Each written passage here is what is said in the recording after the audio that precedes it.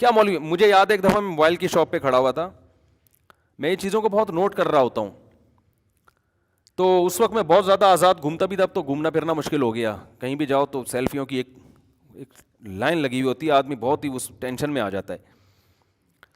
بعض دفعہ تو اب میں منہ لپیٹ کے جا رہا ہوں,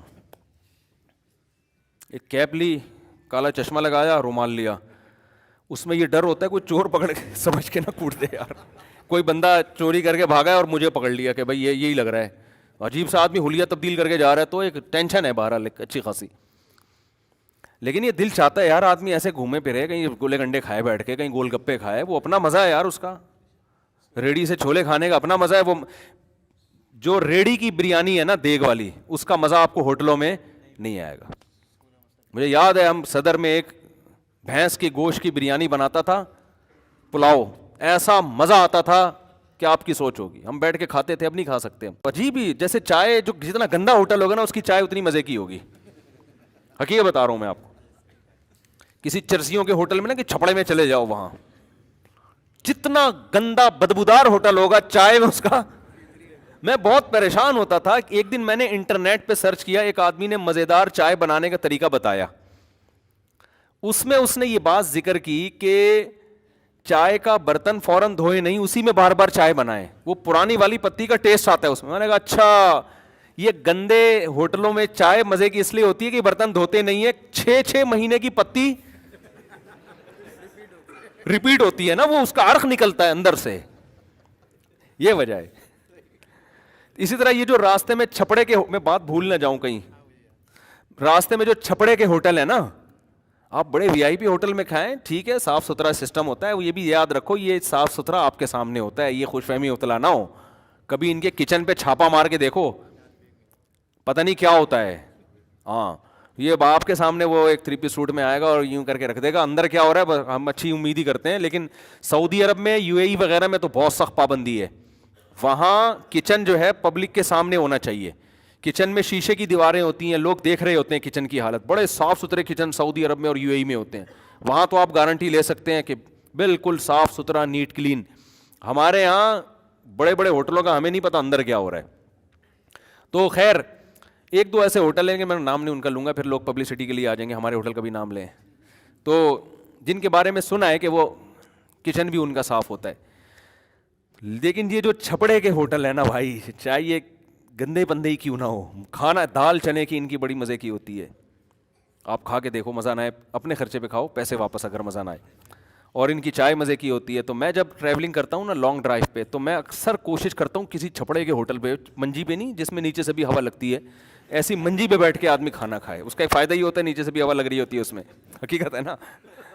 وہاں جب ایسی پکی جگہ پہ بٹھاتے ہیں تو سائڈوں سے تو ہوا لگتی ہے, بیڈ پہ بھی ایسا ہی ہے.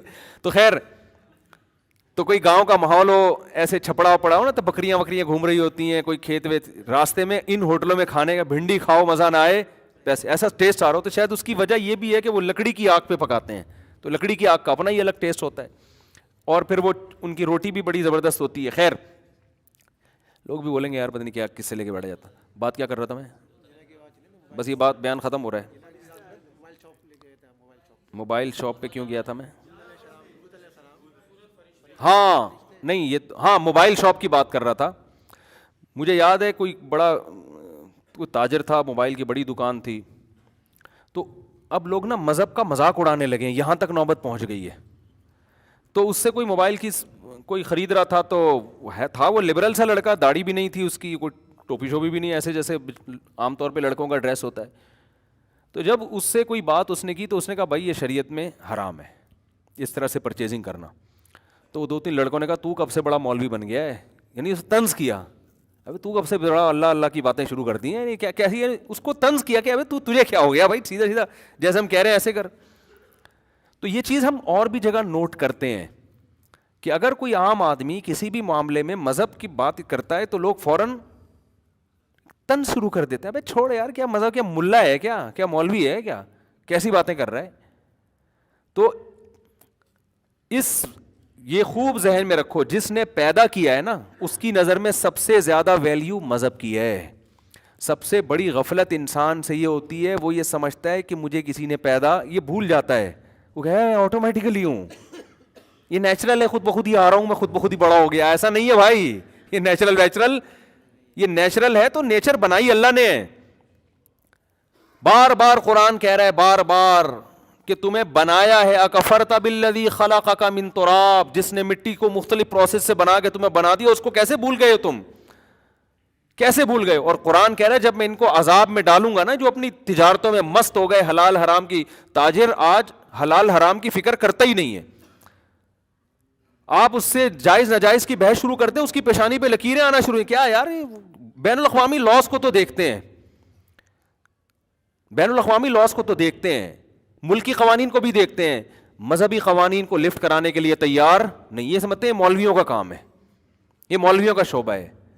او بھائی, سودی لین دین اگر آپ کر رہے ہو تو قرآن کہہ رہا ہے میرے خلاف اعلان جنگ ہے. اللہ کہہ رہا ہے یہ کس کے جنگ کر رہے ہو؟ دنیا میں تو سود لیگل ہے, وہ اللیگل تھوڑی ہے.